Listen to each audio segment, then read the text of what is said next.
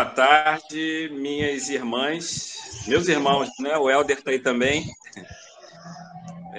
Patrícia, Wanda, Ana. Estamos juntos aí para estudar a palavra de Deus, né? Vamos então orar para nós iniciarmos esse nosso estudo. Em continuação, né, o estudo sobre liberdade e fidelidade. Vamos então orar nesse momento. Tá? Nosso Deus, nosso Pai, louvado seja o teu nome, engrandecido seja o teu nome. Nós agradecemos ao Senhor por essa oportunidade que o Senhor nos dá de reflexão na tua palavra a respeito de um tema tão oportuno, que o teu Espírito Santo ilumine as nossas mentes e aqueça os nossos corações. Fale conosco. É o que te pedimos, te rogamos, no nome de Jesus. Amém.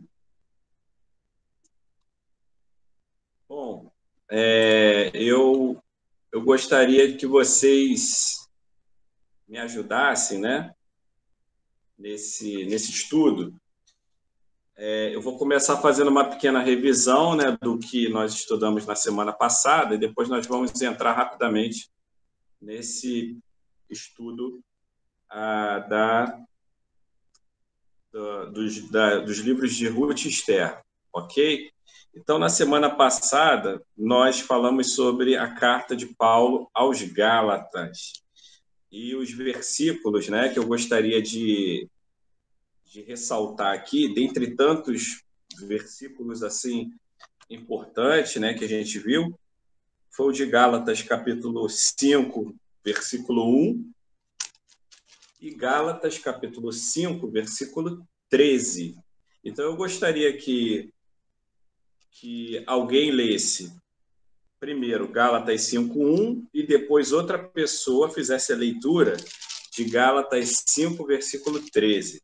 Vamos lá? Gálatas 5, versículo 1. Isso. Sim? Diz assim: para a liberdade foi que Cristo nos libertou. Permanecei, pois, firmes, e não vos submetais de novo a jugo de escravidão. Muito bem. E agora, uma outra pessoa para ler Gálatas 5:13. Porque vós, irmãos, fostes chamados à liberdade, porém não useis da liberdade para dar ocasião à carne. Sede, antes, servos uns dos outros, pelo amor. Muito bem. Então, a liberdade aqui, Paulo falando em duas ocasiões, né, sobre a liberdade. A primeira delas dizendo, olha, Cristo foi para a liberdade que Cristo nos libertou e por isso vocês não devem se submeter ao jugo da escravidão. E aí nós aprendemos que por que Paulo fala isso, né? Que jugo é esse de escravidão do qual Paulo falou, que foi a respeito, né, do retorno, né, aos rituais da lei, né, que alguns judeus queriam impor à igreja da Galácia.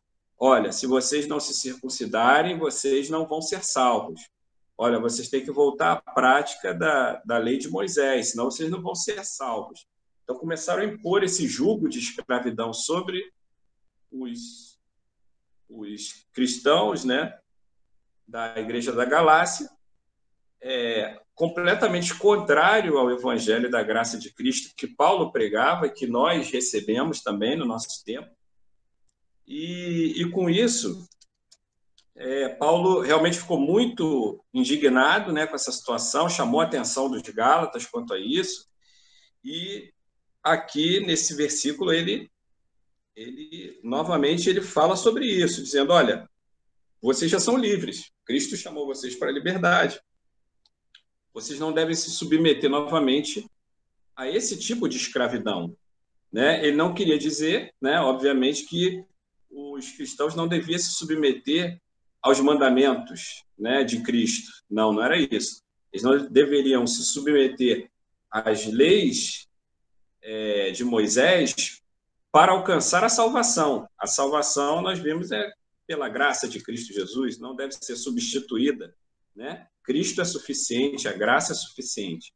Vimos isso na semana passada. E o versículo 13, né? Paulo fala novamente, porque vós, irmãos, fostes chamados à liberdade, porém, não useis da liberdade para dar ocasião à carne, sediantes, servos uns dos outros pelo amor. Então, Paulo está dizendo, olha, também não é porque vocês estão livres da lei, né, da obediência à lei para a salvação, que vocês vão fazer o que vocês quiserem, né? Não é assim que funciona. Vocês precisam ouvir o Espírito de Deus, né? Vocês precisam provar do fruto do Espírito, não obedecer às obras da carne e também se envolver numa responsabilidade pessoal uns com os outros, né? Cuidar uns dos outros, olhar para os outros, né? E cuidar dos mais necessitados, né? Levar as cargas uns dos outros. Então, é disso que Paulo fala aqui na carta aos Gálatas. E hoje nós vamos transportar esse tema da liberdade, né? E da fidelidade, né? Liberdade não existe sozinha, liberdade cristã não existe sem fidelidade aos mandamentos, sem obediência aos mandamentos de Cristo, e os mandamentos de Cristo não existem sem essa liberdade que é dada por Cristo através da sua graça, né? Então, nós vamos transportar esses fundamentos, né, esses princípios, para uma análise dos livros de Esther e de Ruth, né? E nós vamos aqui estudar um pouco sobre a vida dessas mulheres. Obviamente, o tempo que nós temos é curtíssimo para nós falarmos sobre esses livros, que são riquíssimos. Não são livros muito longos, né? O livro de Esther tem 4 capítulos, o livro de Ruth tem 4 capítulos, o livro de Esther tem 10 capítulos, mas são livros riquíssimos, né? Que nós vamos começar a estudar aqui juntos, né? André? São livros... Oi, sim. Oi. Só para não perder o gancho aí, esses dois aspectos que você mostrou aí, falando sobre a carta de Paulo aos Gálatas, né? São aspectos que a gente vê muito na nossa igreja de hoje, né? Nas igrejas de hoje. Ou, de um lado, tem aquelas igrejas que dizem que não basta ser cristão, que você ainda precisa fazer algo mais, né?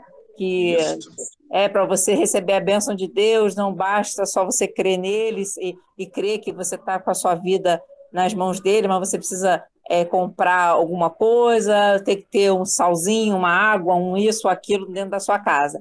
E existe aquele outro lado também, daqueles cristãos até nominais que estão se formando agora, né? Que vivem uma vida assim, eu estou debaixo da graça, então eu posso fazer o que quiser, né? E são pessoas que não têm nem comunhão, às vezes, dentro de alguma igreja, né?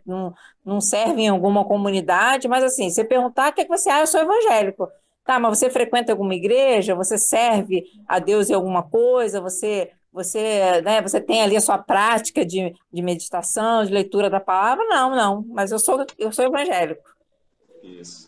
Patrícia, você abordou esse assunto assim muito bem, porque essa semana eu tive uma experiência, me fez lembrar de uma experiência que eu tive essa semana, logo no início da semana, e conversando com uma senhora cristã também. Ela me disse, idosa, né? Então está mais em distanciamento social, né? Saindo pouco, né? De casa. Então ela me disse o seguinte, que durante esse período de pandemia ela está ouvindo um pastor pela rádio, pastor de uma determinada igreja, né? E aí tudo bem, né? Está se fortificando, né? De alguma forma. Porém, ela me disse o seguinte, que o pastor disse ela me perguntou quando a nossa igreja voltaria aos cultos presenciais e preocupada, porque disse que esse pastor, né, pela rádio, disse o seguinte: olha, quem não for para a igreja não tem relacionamento com Cristo. Quem não vai ao templo não tem relacionamento com Cristo. Querendo estimular, obviamente, que as pessoas fossem e tentando impor mais uma regra, dizendo: olha, se você não vai ao templo, mesmo durante a pandemia, se você não vai, você não tem relacionamento com Cristo. Ora, não tem relacionamento com Deus. E aí eu lembrei exatamente disso, porque é mais um judaizante, né? É um judaizante daquele que nós falamos, né? Que tenta colocar aí mais vamos dizer assim, algo entre nós e Deus, né? Entre nós e Deus está quem? O nosso mediador, que é Cristo.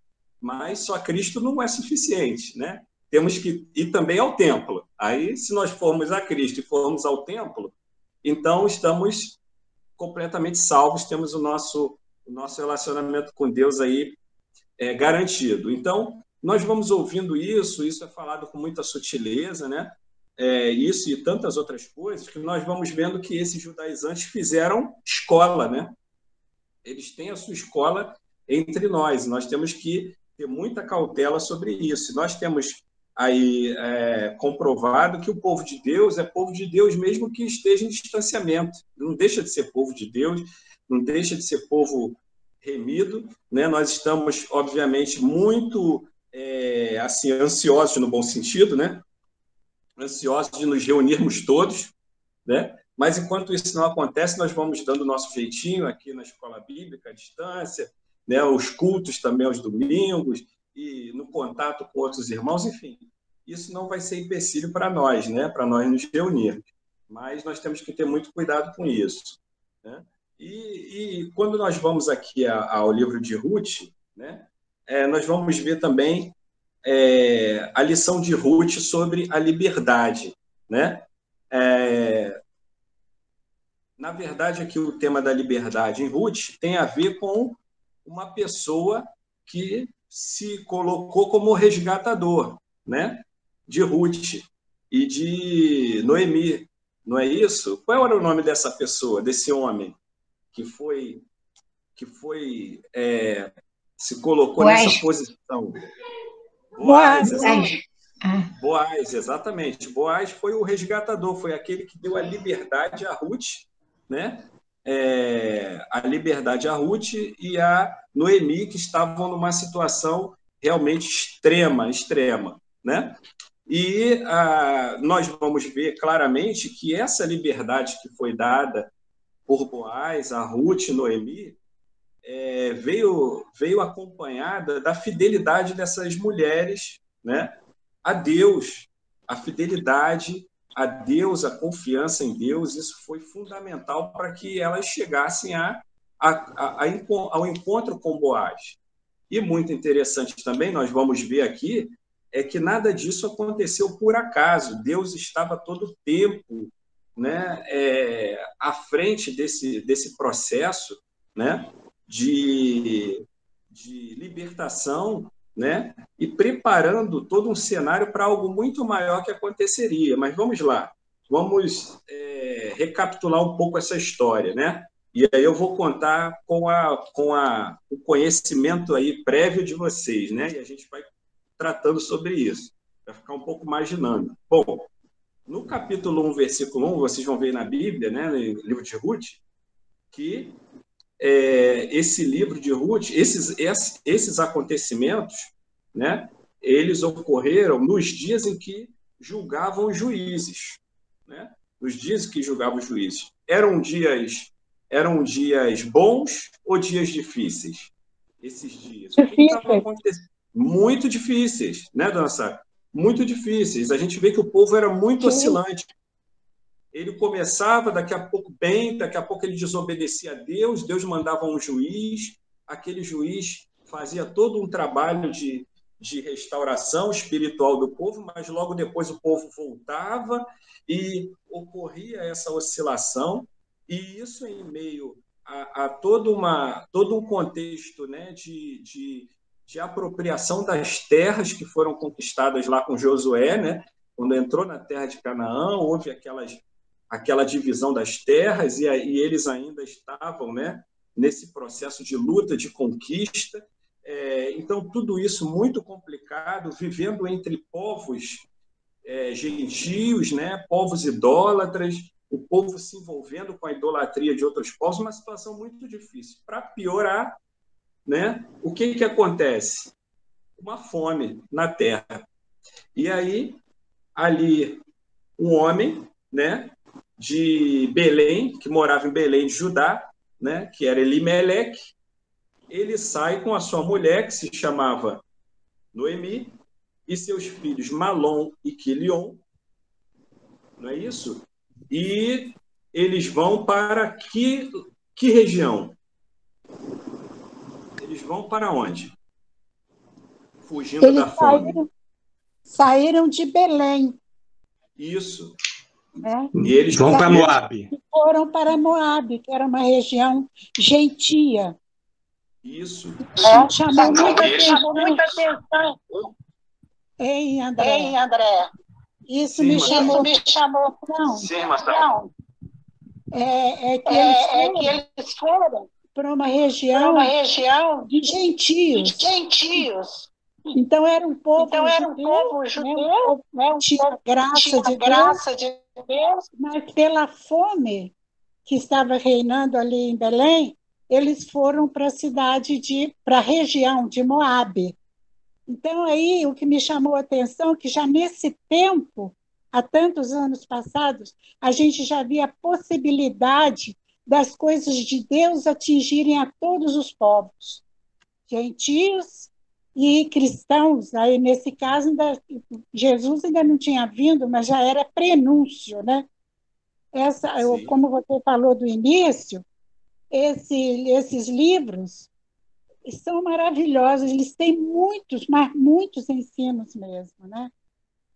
E então essa região vai trazer muitos ensinos para nós, né? Região de Moabe. Será que isso foi bom mesmo? Foi, porque esse encontro que teve da família de Noemi e tudo ali naquela região trouxe muitas bênçãos, né, para nós todos, porque no final vem a descendência de Jesus, né?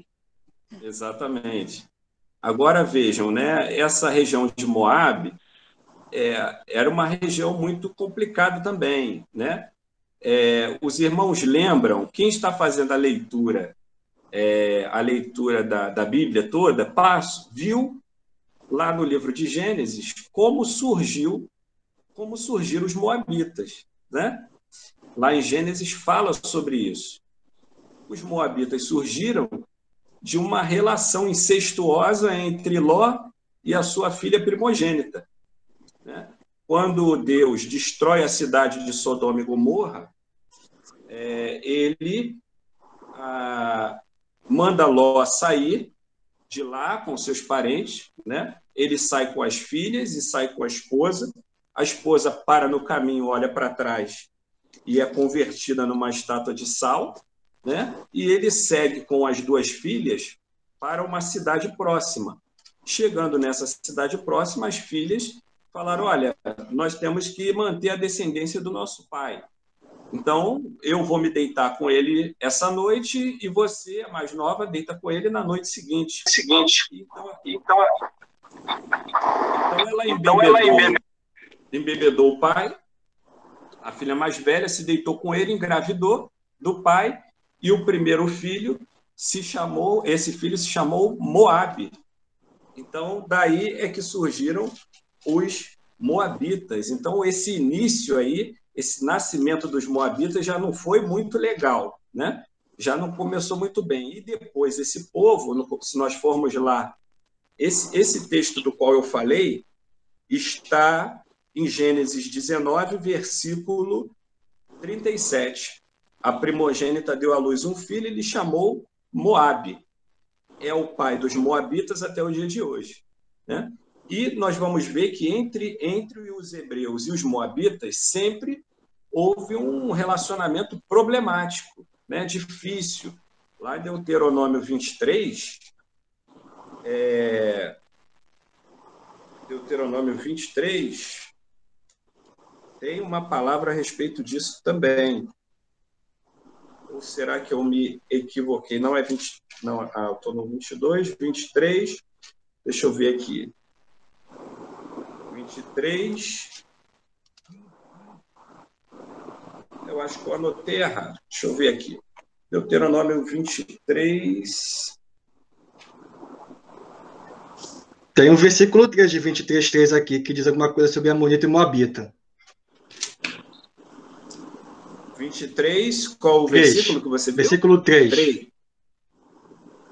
Ah, exatamente, é isso. Então estava certo. 23:3. Eu estava com 23:13 aqui, então não ia dar certo. Então, nenhum amonita ou moabita entrará na Assembleia do Senhor, nem ainda a sua 10ª geração entrará na Assembleia do Senhor eternamente. Então, a coisa era complicada, e mesmo assim, surgindo essa fome, lá foi Elimeleque com Noemi, Quilion, né? E o outro filho aqui, nome também, Malom, né? Foram lá para Moabe. E lá eles fizeram a vida, né? Malom e Quilion se casaram, né? Mas as coisas começaram a ficar difíceis lá, né? Começaram a ficar difíceis por quê? Porque morreu Elimeleque, morreu Malom, morreu Quilion. E depois de todos mortos, qual foi o plano de Noemi? Qual foi o plano de Noemi? Depois que os filhos morreram. Voltar para Belém. Voltar para Belém. Isso. Voltar para Belém. E voltar sozinha, né? Porque ela se voltou para as noras e falou, olha, vocês são novas, né? Então vocês encontrem outro marido, porque eu não tenho mais filhos. E vocês podem voltar, né? Inicialmente, as duas disseram que não voltariam, mas depois, uma delas, chamada Orfa, se despediu da sogra e foi. Mas Ruth, né? Ruth não. Ruth decidiu ficar e disse as primeiras palavras dela que são registradas à sogra, que são palavras lindíssimas, uma declaração de amor que Ruth faz à sua sogra, Noemi, e não só uma declaração do amor dela à sogra, mas da fidelidade dela a Deus, ao Deus da sogra, que certamente ela conheceu, né, sendo ela moabita, era idólatra, mas conheceu a Deus através da sogra e através do esposo, né? E eu gostaria que alguém lesse esses 2 versículos de Ruth 16:17, né? Porque eles precisam ficar marcados na nossa mente, esse texto, né? Alguém pode ler, por favor? André, esse texto é até cantado, né, numa canção, numa música, nos casamentos, né? Nos nossos dias de hoje. Exatamente. A senhora pode ler, dona Sara, esse texto? A senhora consegue ler aí? É Ruth, capítulo 1, versículo 16 e 17. Diz o seguinte: disse, porém, Ruth, não me instes para que te deixe e me afaste de estar perto de ti, porque aonde quer que tu fores, irei eu, e onde quer que pousares à noite, ali pousarei eu. O teu povo é o meu povo, o teu Deus é o meu Deus. Onde quer que morreres, morrerei eu, e ali serei sepultada. Faça-me assim o Senhor, e outro tanto, se outra coisa que não seja a morte me separar de ti. Isso. Então, vamos observar aqui, desde o início, as escolhas que Ruth vai fazendo na sua vida, Porque aqui foi um momento de definições na vida dela. Se ela ia seguir adiante, se casar novamente com uma pessoa da sua terra, né, seguir o seu caminho, ou se ela ia tomar um caminho completamente improvável, que era o caminho dela seguir para uma região que ela não conhecia, para uma região que não era a sua região, né? Ela ia voltar à terra dos hebreus, lá a Belém, né? Ia a Belém, e junto com a sua sogra, que já era idosa, sem recursos, né? Pobres, né? Em situação realmente crítica, mas ela ainda assim faz essa escolha de cuidar da sogra, né? De cuidar da sogra Noemi, e faz também a escolha de servir a Deus e de ser submissa a Deus, e essas escolhas vão fazer toda a diferença na história de Noemi e na história de Ruth, né? Agora observem, né, também a atitude de Noemi, né, diante de toda essa tragédia que ela passou. É importante a gente perceber como ela ficou triste com Deus mesmo, né, por essa situação. Veja só no capítulo 1, versículo 13, o que ela diz, né, aqui no final do versículo 13, ela diz assim: porque por vossa causa, a mim me amarga o ter o Senhor descarregado contra mim a sua mão. Interessante, né? O fato dela imputar a Deus a tragédia em que ela estava passando. Ela falou: olha, eu estou passando tudo isso porque Deus descarregou sobre mim a sua mão. E depois, lá no versículo 21, ainda do capítulo 1, ela diz assim,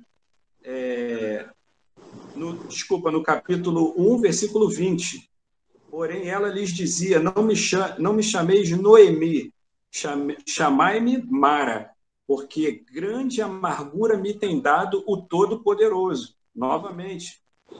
E no versículo 21, ditosa eu parti, porém o Senhor me fez voltar pobre. O Senhor me fez voltar pobre, porque pois, me chamareis Noemi, visto que o Senhor se manifestou contra mim e o Todo-Poderoso me tem afligido. Então, ela ficou muito, muito triste, muito decepcionada com Deus, né? Noemi se decepcionou fortemente com Deus. Deus se voltou contra mim. O que está acontecendo comigo é culpa de Deus, né? E isso também pode acontecer, né? E acontece com muitas pessoas. Muitas pessoas até se afastam da igreja, né?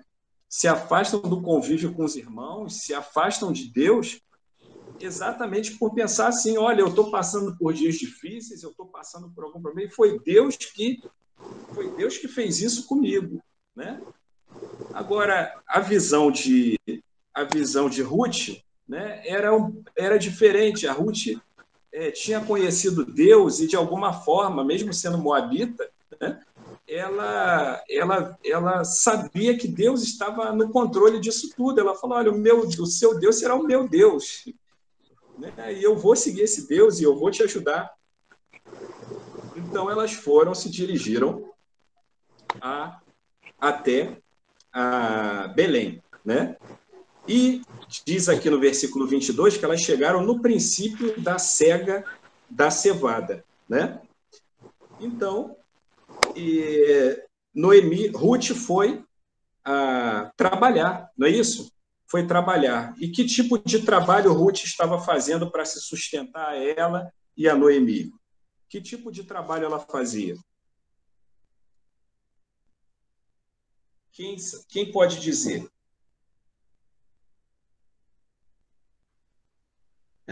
Ela ia recolher espigas em campo de alguém que alguém permitisse. Isso. Como é que funcionava isso, né? Havia na legislação de Moisés, né, na lei de Moisés, prescrições legais para auxiliar as pessoas que eram mais pobres, né? Então, o que dizia a lei? A lei dizia o seguinte: olha, durante a colheita, né, a fim de proporcionar alimento para os mais pobres, aqueles que fizessem a colheita e deixassem cair alguma coisa no chão, não deveriam recolher, deveriam deixar para trás, porque viriam as pessoas mais pobres e recolheriam aquelas espigas, aqueles alimentos que ficavam pelo caminho, e eles iam recolher aquilo para se alimentar. Também. No 7º ano também, né, André? Também. No 7º ano, né? Eles não tinham que deixar a terra quieta lá, e o que fosse produzido da terra seria para o pobre, para o estrangeiro. Nem as parreiras eles poderiam tirar os cachos de uva que fossem gerados ali naquelas parreiras, naquelas oliveiras, era tudo para o pobre e para o estrangeiro, né? Isso. Então tinha essas leis que eram leis assim benéficas ao pobre, né, ao estrangeiro, né, aos servos. Então é interessante que a Patrícia falou das uvas, né? E nessa legislação aqueles que faziam as colheitas deveriam recolher as uvas que estivessem à altura das suas mãos. Mas se tivesse algo um pouco mais alto, né, fora do alcance da sua mão, eles não deveriam recolher, porque quem recolheriam isso eram os pobres, os escravos, os estrangeiros, né? Então, Noemi foi para o campo, né, para apanhar espigas, né? Ela pediu autorização a Noemi, e Noemi falou: vai, minha filha, pode ir. Tá, isso está no capítulo 2, né, versículo 2. E olha que interessante. Por favor, Patrícia, lê para a gente o versículo 3, capítulo 2, versículo 3. André, eu estou aqui em cima do terraço, eu estou sem Bíblia aqui. Não, tranquilo. Quem está com a Bíblia aí, pode ler. Posso ler, Eliane, lê, por versículo favor. 3, né? Ela se foi, chegou ao campo e apanhava espigas atrás dos ceifeiros. Por casualidade, entrou na parte do campo que pertencia a Boaz, que era da família de Elimeleque. Isso. Agora eu vou fazer uma pergunta a vocês. Vocês acreditam que isso foi causalidade? Veja não, que o texto não diz isso. Não, né? Providência. Providência. E aí é interessante, porque os estudiosos, né, os teólogos, dizem que essa palavra aí, casualidade, né, uma palavra lá no original, ela só aparece aqui, não aparece em outro lugar, né? E a interpretação que se dá a essa causalidade é como se fosse uma espécie de ironia da própria pessoa que escreveu o livro de Ruth. É como se ele estivesse ironizando, como nós ironizamos aqui agora. Será que isso é causalidade? Não, não é causalidade, né? O escritor também sabia disso, que não era. Na verdade, isso era uma providência divina, né? Isso era um direcionamento divino. Então, nós temos muito a aprender com isso, porque se nós formos olhar, por exemplo, para a decepção de Noemi com Deus, né? A amargura que ela sentia, né? A aflição que ela sentia, não digo que a gente não fique triste, né? Com situações difíceis que nós passamos na nossa vida, mas a gente precisa ter essa consciência, né? E termos essa certeza de que Deus não é Deus de casualidade, né? Deus é Deus de planos, de projetos, né? Deus é Deus de direcionamento, de acordo com a sua vontade, com seus planos. Deus é o Deus de graça, que vai derramar sua graça, vai derramar amor, vai derramar cuidado. Então, por mais que nós estejamos passando algum momento difícil na nossa vida, né? Algo que tenha acontecido conosco, que seja algo realmente difícil, que até chegamos ao ponto de querermos ser chamado Mara, né? Olha, me chama de Mara, né? Ainda assim... Eu me chamo Mara, mas não sou amarga não, tá, André? Eu sei isso. Olha, Mara é um nome muito, muito bonito, né? É um nome muito bonito. Eu conheço outras pessoas também chamadas Mara. a Noemi aqui, né, falando dessa questão que ela sente, né? E graças a Deus, a Patrícia é a pessoa que confia no Senhor, e é essa confiança que faz com que a gente, né, a gente vá em frente. Então, enquanto Noemi estava lá em casa, né, e Ruth estava lá no campo, Deus conduziu Noemi para até a parte que era de Boaz. E Boaz era um homem muito bom, né? Boaz era um homem muito bom, um servo do Senhor, tanto que quando ele chega lá no campo dele, né, no campo de propriedade dele, vejam no versículo 4, o que ele diz: eis que Boaz veio de Belém e disse aos segadores: o Senhor seja convosco. Responderam-lhe: o Senhor te abençoe. Então ele era um homem temente a Deus, né, um homem que cumpria a lei de Moisés, porque ele mandava que deixassem, né, as espigas, né, pelo caminho, para que as pessoas viessem colhendo, e por isso Ruth estava ali e outras pessoas também. Então ele era um homem temente a Deus, e ali houve esse encontro, né, de Boaz e Ruth, né, naquele lugar. Boaz encontra Ruth, né, percebe a presença dela, as pessoas contam para Boaz a história de Ruth, né, e ele abençoa a Ruth de uma maneira muito bonita no versículo 12, né, no capítulo 2, versículo 12, que eu gostaria que alguém lesse esse versículo, capítulo 2, versículo 12. Que o Senhor te retribua tudo o que fizeste, e sejas ricamente recompensada por Deus de Israel, sobre cujas asas de proteção viestes buscar refúgio. Vejam só, irmãos, a percepção não, o que Boaz fala sobre Deus, o que ele fala sobre o que Ruth fez em relação a Deus, que foi buscar refúgio em Deus, né? Compare essa palavra com a palavra de Noemi. Eu não quero diminuir Noemi, não. Pelo contrário, aqui Noemi, nós vamos ver ao final como é que as mulheres daquela região olharam para Noemi. Noemi era uma pessoa realmente também uma serva de Deus, né? Mas aqui essa situação em que ela passa, né, se comparado com o ânimo de Ruth com relação a Deus, né, e de Boaz também, a gente vai vendo que ela ia se resignar em algum momento, né, ia compreender os planos e os projetos de Deus. No capítulo 3 de Ruth, nós vamos ver aí o início do romance, né? Vai ocorrer um romance aí, né, de Ruth e Boaz, quando Noemi manda que Ruth fosse ao encontro de Boaz, e ali Ruth diz para Boaz que ele era o resgatador dela, não é isso?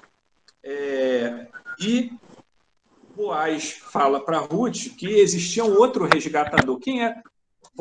Quem era esse resgatador? Esse resgatador, ele era um parente do falecido, né, no caso aí de Elimeleque, né, e de Quilion e Malom, e ele agora tinha a responsabilidade não só de comprar, de resgatar a propriedade que era da família, né, mas também ele deveria se casar com a viúva para gerar descendência aos falecidos. Então, ele tinha essa obrigação, de acordo com a lei, né, em que ele tinha que comprar a propriedade delas, né, que era de Noemi, que era do esposo, dos filhos de Noemi. Ele tinha que comprar essas propriedades, né, e com isso ele, de algum modo, ele ia favorecer Noemi e a viúva, né, dos filhos, como também ele tinha como obrigação casar com a viúva para gerar descendência ao falecido. Então, mas Boaz fala: olha, tem alguém aí na minha frente, né? Tem um outro resgatador aí. É quando Boaz procura esse resgatador para falar sobre esse assunto.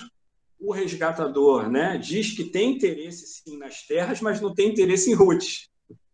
Então, por isso, ele desiste da posição dele, né? Ali, Boaz chama testemunhas para testemunharem de que ele estava resistindo da posição dele como resgatador e dando a Boaz essa posição. Então, Boaz toma a frente, né? E ele liberta Noemi e Ruth daquela situação. E o capítulo 4 de Ruth, a partir do versículo 13, é realmente muito significativo. A dona Sara já havia dito sobre isso, e é muito, muito bonito, porque diz assim: assim tomou Boaz a Ruth, e ela passou a ser sua mulher, coabitou com ela, e o Senhor lhe concedeu que concebesse e teve um filho. Então as mulheres disseram a Noemi, vejam só agora a posição de Noemi aqui, né? Seja o Senhor bendito que não deixou hoje de te dar um neto que será teu resgatador, e seja afamado em Israel o nome deste. Ele será restaurador da tua vida e consolador da tua velhice, pois tua nora, que te ama, o deu à luz, e ela te é melhor do que 7 filhos. Noemi tomou um menino e o pôs no regaço e entrou a cuidar dele. As vizinhas lhe deram o nome, dizendo: a Noemi nasceu um filho, e lhe chamaram Obed. Este é o pai de Jessé, pai de Davi. Então, nós podemos dizer que Ruth é bisavó, não é isso? Bisavó de Davi?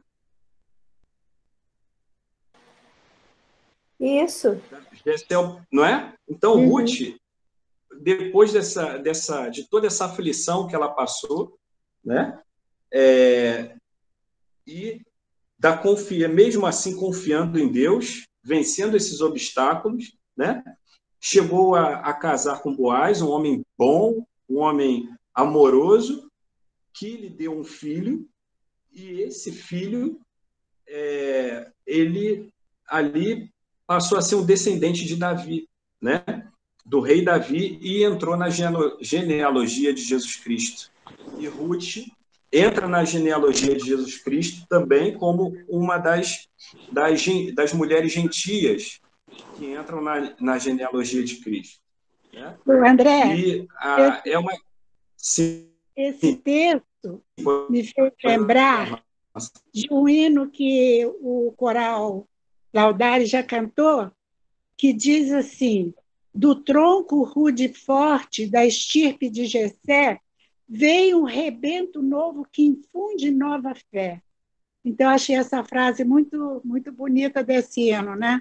A vinda de Jessé, que Jessé também é muito importante na história da vinda de Jesus, né?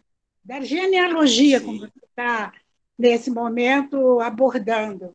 Então, do tronco rude e forte da estirpe de Jessé veio um rebento novo que infunde nova fé. Exatamente. Então, essa história de Ruth, né, é uma história...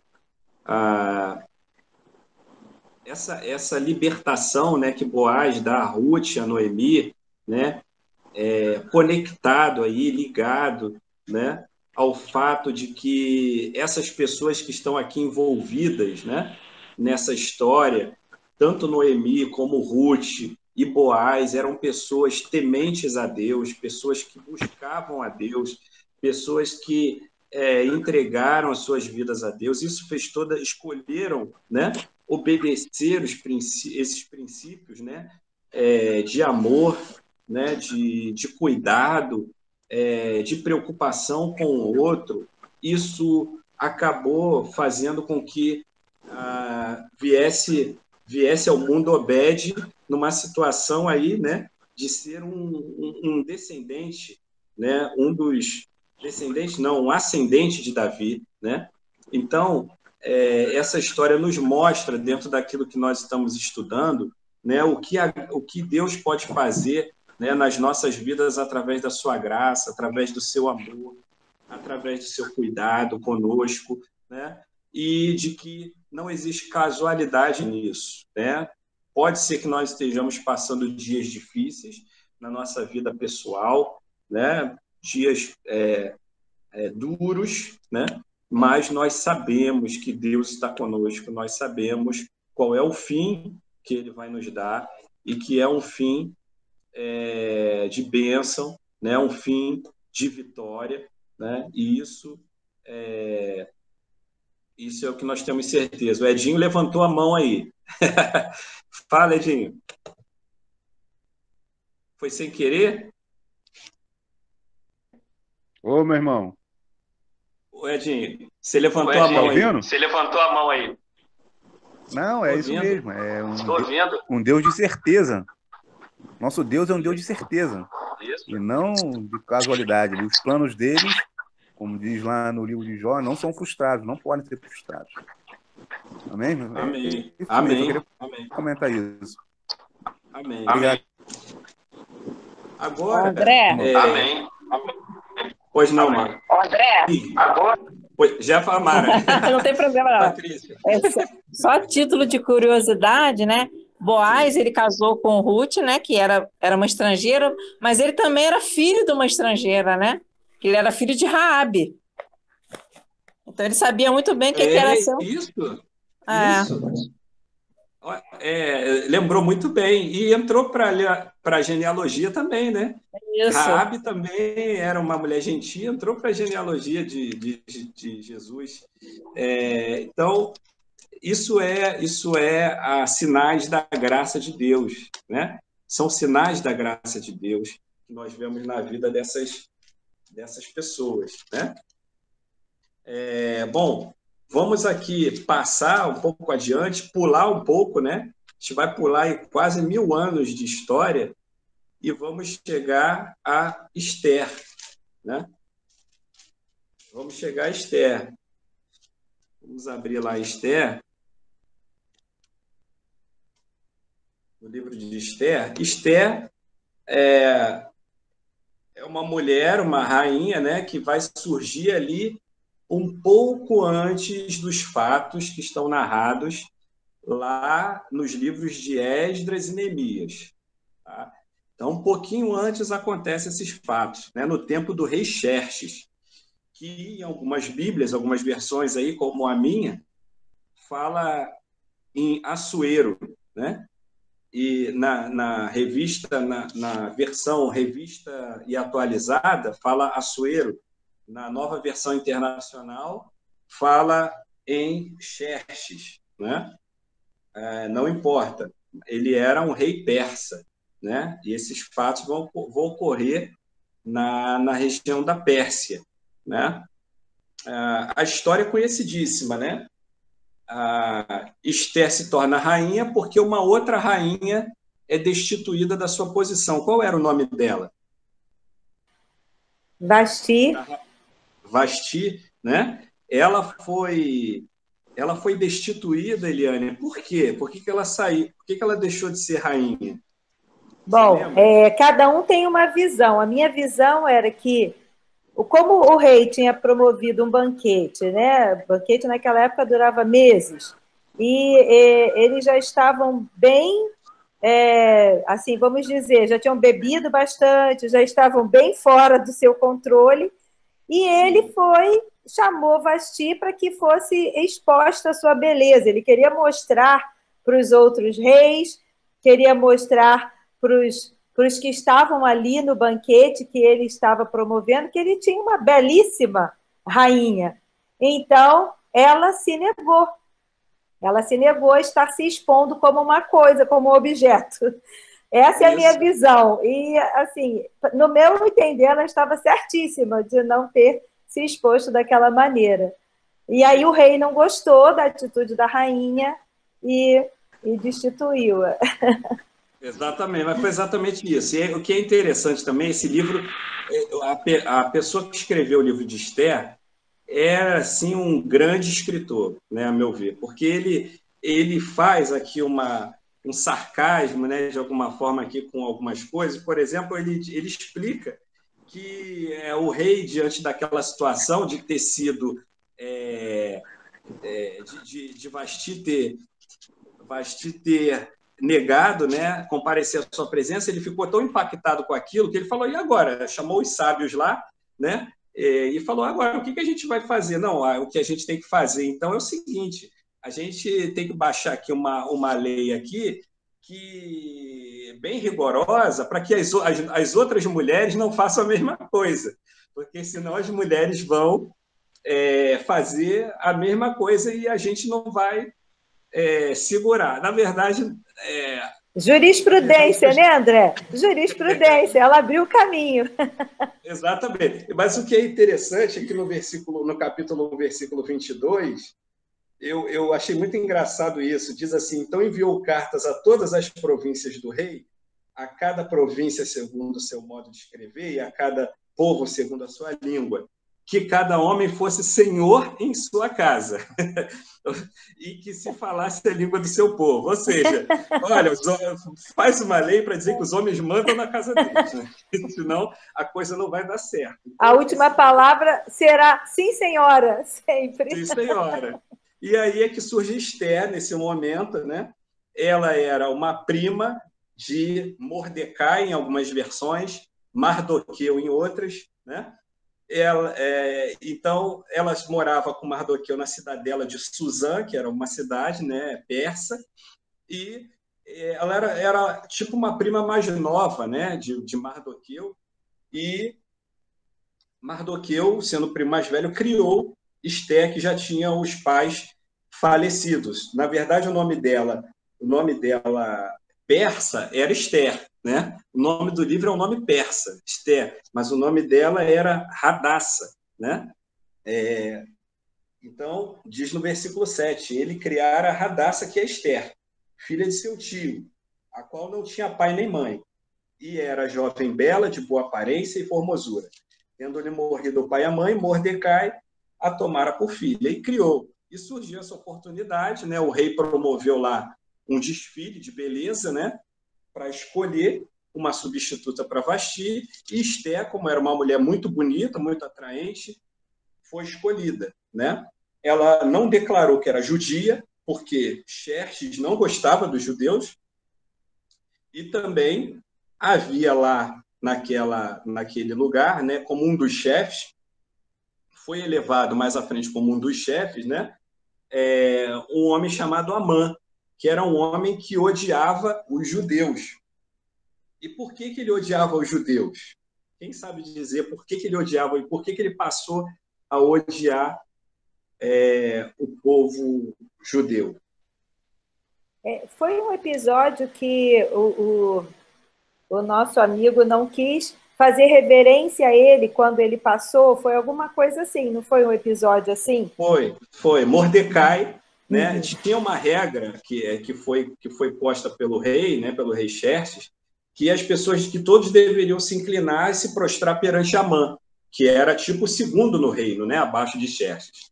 E Mordecai não se inclinava a ele, não se prostrava. Todo mundo se prostrava, menos Mordecai, né? E quando ele soube disso, né, que Mordecai não reverenciava quando ele passava, então ele disse o seguinte: olha, fazer alguma coisa com Mordecai é muito pouco.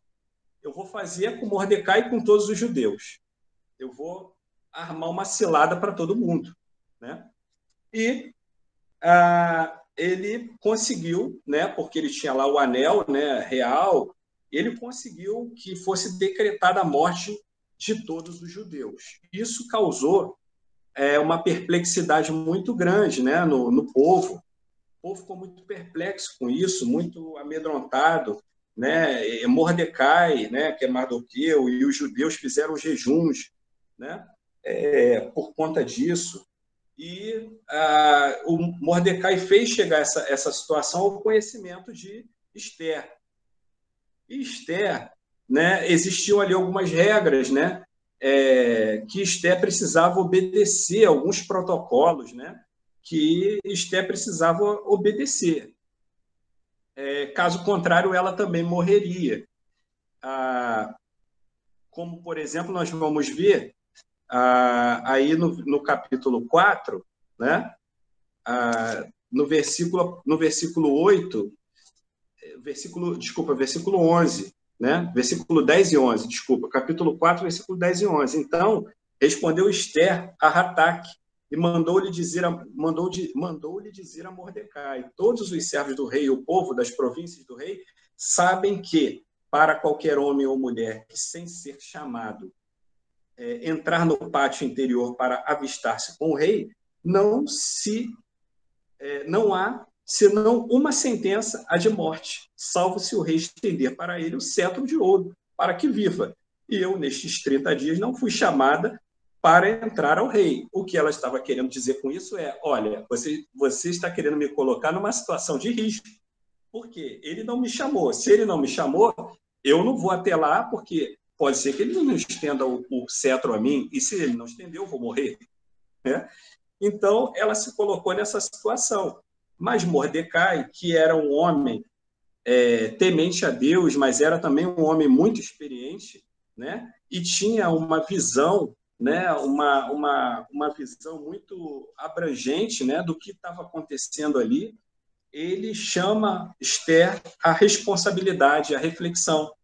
E é o que se diz lá no versículo 14, que é um versículo também muito especial, né? Que a gente sempre lembra, que é o versículo 14. Eu gostaria que alguém lesse esse versículo. O capítulo 4, versículo 14, de Esther. Por favor. Porque se de todos... Bora! Pode ler, então. Posso ler?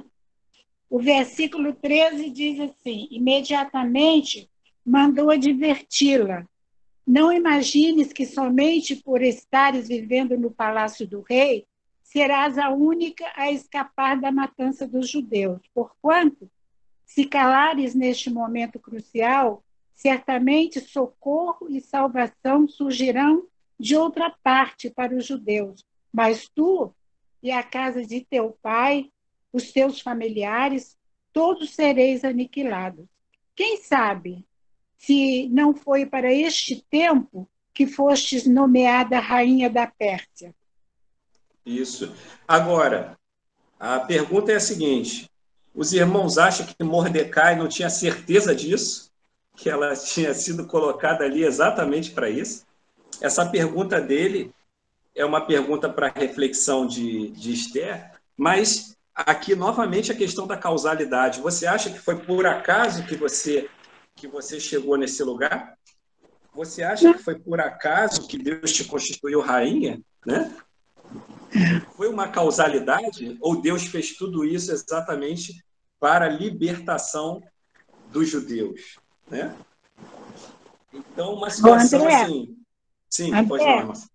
Uma coisa que me ocorreu agora, nesse momento, eu não sei se foi planejado ou se realmente tudo aconteceu planejado, porque nós estamos no mês que o foco é valorizar a mulher. E exatamente nós estamos com duas mulheres muito importantes na vida do cristão, né? Na vida do povo de Deus, e agora a gente está nesse estudo, não é? Em que essas duas mulheres estão sendo assim tão importantes. Eu acredito que o primo que tratou dela como se fosse uma filha, ele foi usado por Deus realmente, mas ele via a beleza dela, e ele então já tinha essa intenção de que ela estava nas mãos dela uma grande missão. Sim. E é interessante porque ela age corajosamente, né? Diante dessa missão. Ela percebe que realmente Deus colocou nas mãos dela essa grande missão, né? Então ela fala: olha, vocês convoquem aí diga a Mordecai, né, respondeu Mordecai, vai, versículo 16, né, do capítulo 4, vai, ajunta todos os judeus que se acham Suzã, e jejuai por mim, e não comais nem bebais por 3 dias, nem de noite nem de dia. Eu e as minhas servas também jejuaremos. Depois irei ter com o rei, ainda que é contra a lei. Se perecer, pereci. Então, vejam só, ela agiu corajosamente. Essa lei que ela estava desobedecendo aqui, que alguém pode perguntar, poxa, mas ela ia desobedecer a lei, como é que é isso? Né? Essa lei aqui era uma lei dos persas, mas havia exatamente a ação de Deus, né? Os propósitos de Deus que estavam muito acima dessa legislação. E por causa disso, por causa dessa missão que Deus deu, ela disse, olha, eu vou, e se eu tiver que perecer, eu vou perecer. Mas eu vou fazer exatamente isso. E ela vai e traça uma estratégia, né, de chamar o rei, e Amã convidou o rei e convidou Amã, né, esse mau Amã, como ela chama depois, para um banquete. Né? E Amã era um homem que estava cheio de si. Né? Nós vamos ver isso no capítulo 5 e no capítulo 6, né? Que Amã estava cheio de si. Ele pensa, olha, eu já sou o segundo depois do rei. Eu passo, as pessoas se ajoelham, né? As pessoas se prostram diante de mim. E agora, vejam vocês, eu fui convidado, só 2 pessoas foram convidadas para um banquete com a rainha. Uma delas é o rei, a outra sou eu. Então ele estava, como a gente diz, ele estava se achando, né? Ele estava ali cheio de orgulho por causa disso. E por uma ideia da sua esposa, chamada Zeres, né? Ele construiu uma forca para matar Mordecai. Falou, vou botar essa forca aqui, né, para matar o Mordecai aqui nessa forca. Porque mesmo diante de toda essa problemática, Mordecai continuava a desobedecer a ordem, a não se prostrar diante de Amã. Mas olha só, o que aconteceu também aqui é muito interessante. Vejam só no capítulo 6, nos versículos 1 e nos versículos 1 e 2 do capítulo 6. Né? O Edinho, você está com a Bíblia aí, Edinho? Lê para a gente, por favor. Se você tiver com a Bíblia. Estou sem. Está sem Bíblia? Está sem Bíblia. Quem está com a Bíblia? Estou com a Bíblia, André. Tá? Então, por favor. Naquela noite, o rei não conseguiu dormir. Por isso, ordenou que trouxessem o livro das crônicas do seu reinado e que o lessem para ele. E foi lido o registro de que Mardoqueu tinha denunciado Bigtã e Teres, 2 dos 2 oficiais que guardavam a entrada do palácio e que haviam conspirado para assassinar o rei Xerez. Isso. Então, olha só. Isso não é outra causalidade, entre aspas, né? O rei ali, depois desse convite para o banquete, né?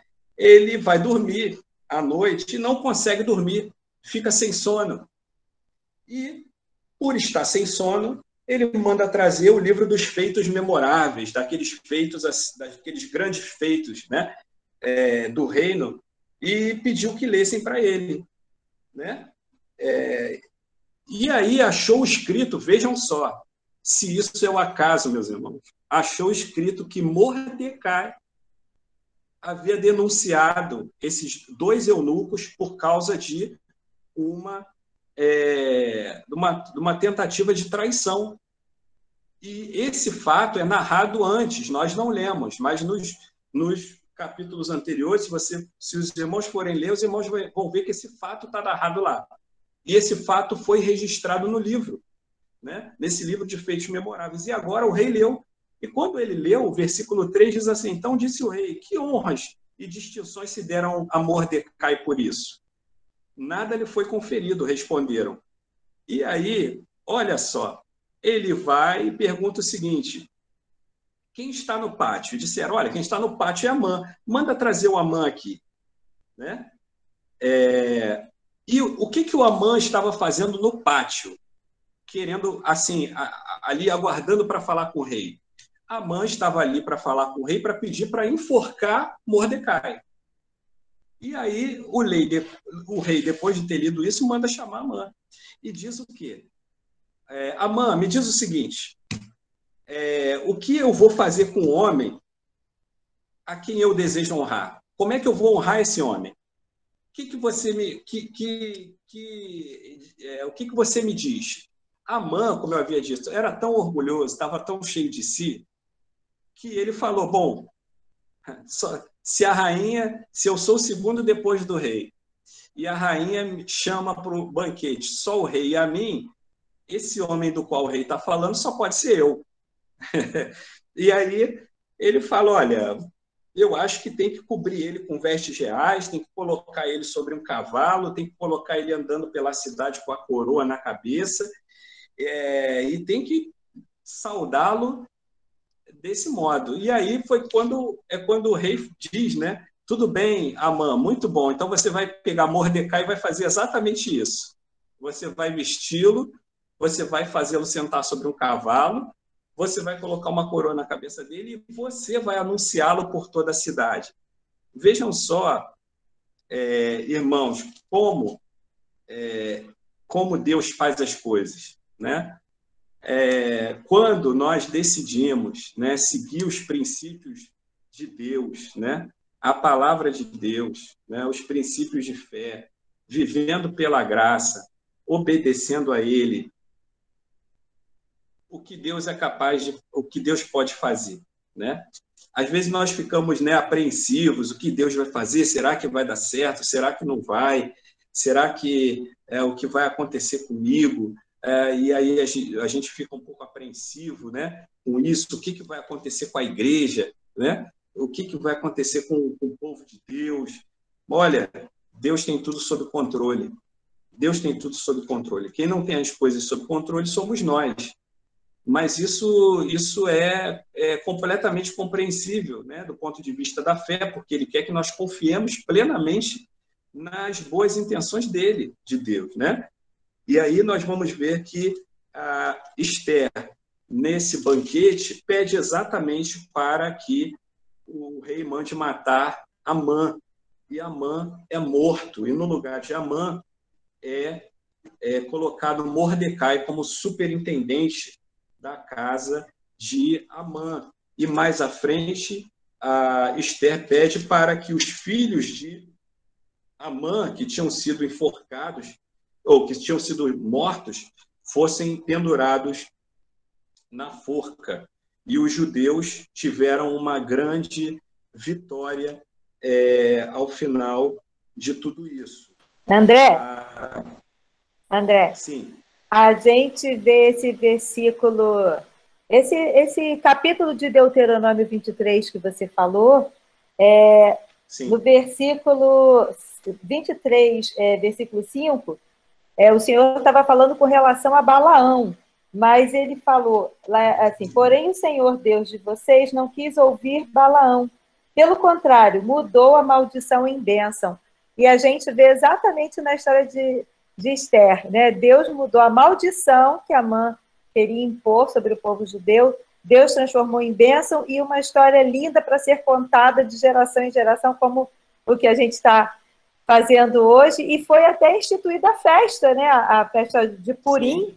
A festa em relação a essa grande vitória, a essa grande bênção, né, do Senhor sobre nós. E nesse capítulo, Eliane, você destacou bem esse texto de Deuteronômio, porque aqui mesmo no capítulo 9, né, de Esther, diz assim, Mordecai, no versículo 20, capítulo 9, versículo 20, Mordecai escreveu estas coisas e enviou cartas a todos os judeus que se achavam em todas as províncias do rei Assuero, aos de perto e aos de longe, ordenando-lhes que comemorasse o dia 14 do mês de Adar e o dia 15 do mesmo, todos os anos, como os dias em que os judeus tiveram sossego dos seus inimigos e o mês que lhes mudou de tristeza em alegria e de luto em dia de festa, para que os fizessem dias de banquetes e de alegria e de mandarem porções dos banquetes uns aos outros e dádivas aos pobres. Agora eu pergunto aos irmãos, não foi exatamente isso que Cristo fez conosco na cruz? Foi exatamente isso que ele fez. Ele transformou, né? Ele tirou, ele deu a nós sossego, né? Por causa dos nossos inimigos, né? Que vêm para matar, querer nos matar, roubar e destruir, né? Ele mudou a nossa tristeza em alegria, né? Ele tornou o nosso luto em dia de festa, né?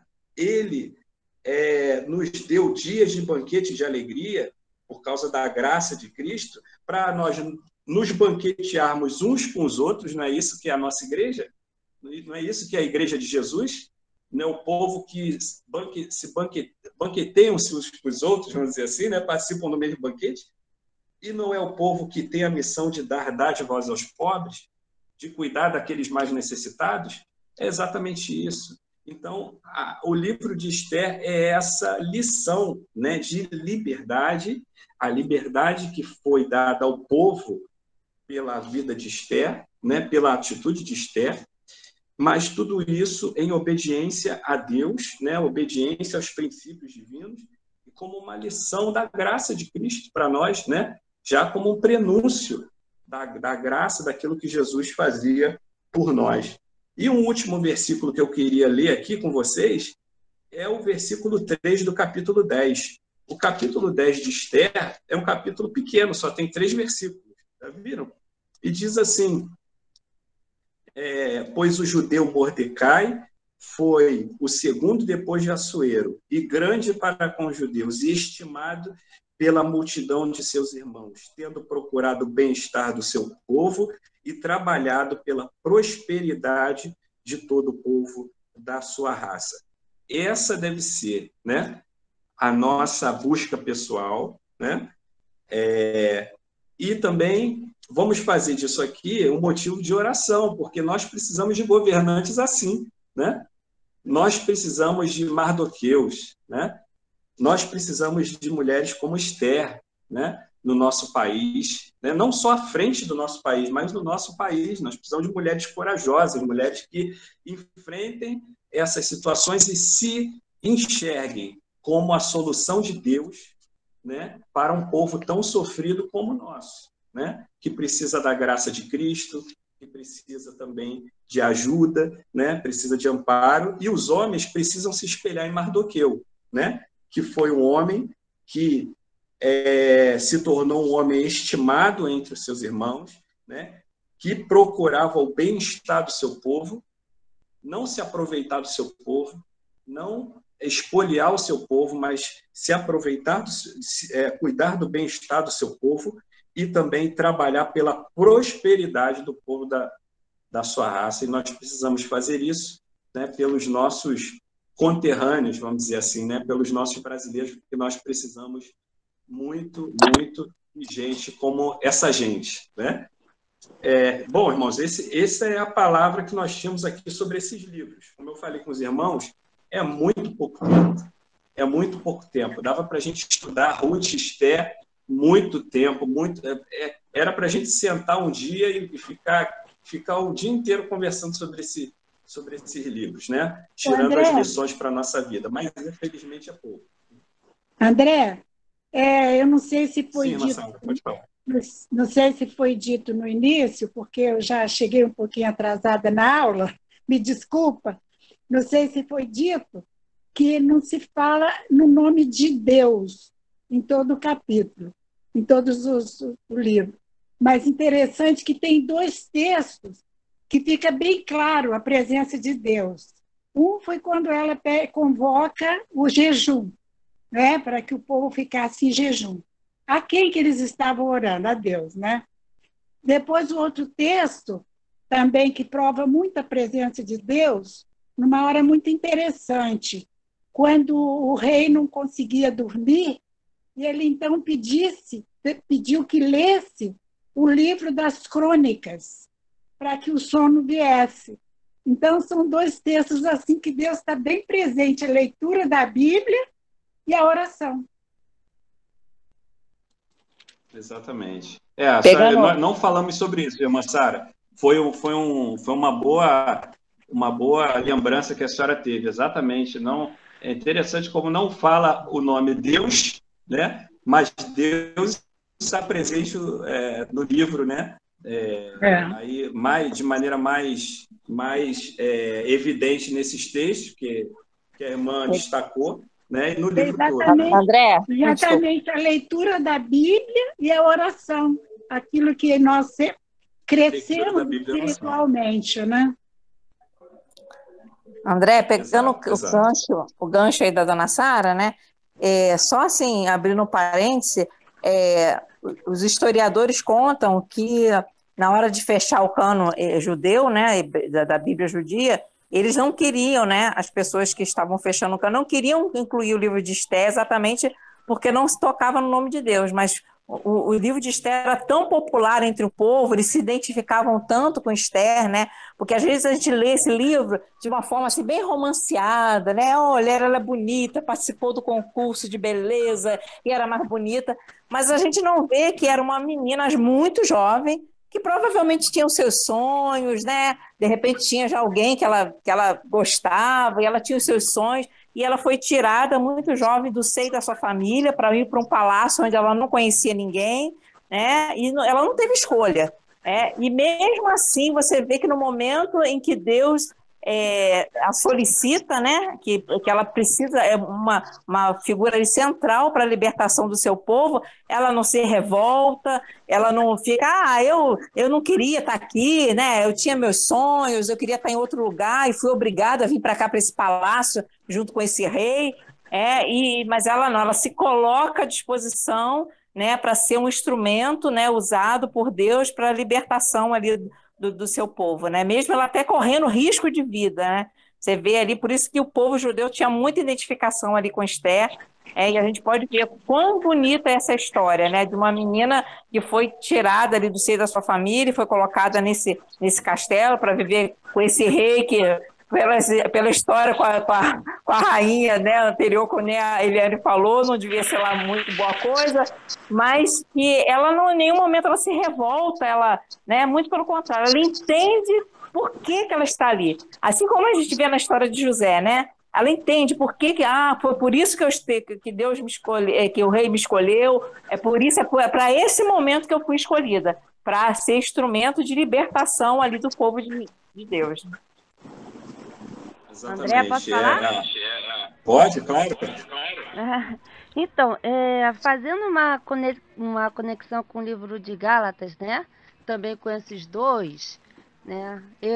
Por exemplo, aqui, olha, no Gálatas 5, versículo 6, diz assim: porque em Jesus Cristo nem a circuncisão nem a incircuncisão tem valor algum, mas sim a fé que opera pelo amor, né? E no 13 fala assim: porque vós, irmãos, fostes chamados à liberdade. Não useis, então, da liberdade para dar ocasião à carne, mas servi-vos uns aos outros pelo amor, porque toda a lei se cumpre numa só palavra: nesta, amarás ao teu próximo como a ti mesmo. Então, nós encontramos isso com a Ruth, né? Amando a sua sogra, e se colocando no lugar dela, sentindo a dor dela e até acredito sendo grata, né, por ela ter sido a pessoa que fez conhecer, fez levar a Deus, né, fez conhecer esse Deus verdadeiro, né? E também Esther, por amor a seu povo, se colocou em situação difícil, né? E a ponto até de poder ter sido morta, né? Se não fosse, né? Ela arriscou ali a vida. Então, assim, o interessante é assim, no versículo 6, assim: mas sim a fé que opera pelo amor. Interessante é exatamente isso, né? Que a fé vai operar pelo amor ao próximo, né? Então, assim, a gente consegue ver a conexão desses 3 livros pelo amor, a fé operando através do amor, né? E essas 2 fizeram exatamente isso, né? Exatamente, exatamente. É uma história que demonstra exatamente isso, né? Então, a gente vê essa conexão, essa ligação mesmo, né? Entre essas mulheres de fé e que tiveram ali a manifestação da fé através do amor, né? O amor por Deus, o amor pelo povo, né? Tanto Ruth como Esther, né? A Ruth amando a sua sogra, né? O texto diz isso claramente no capítulo 4, né? Amando a sua sogra, né?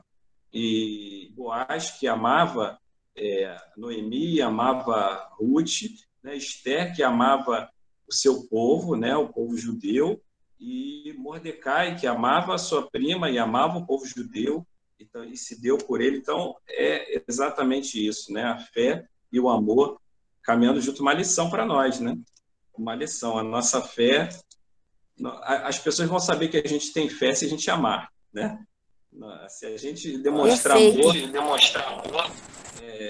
as pessoas vão saber que nós somos pessoas de fé, né?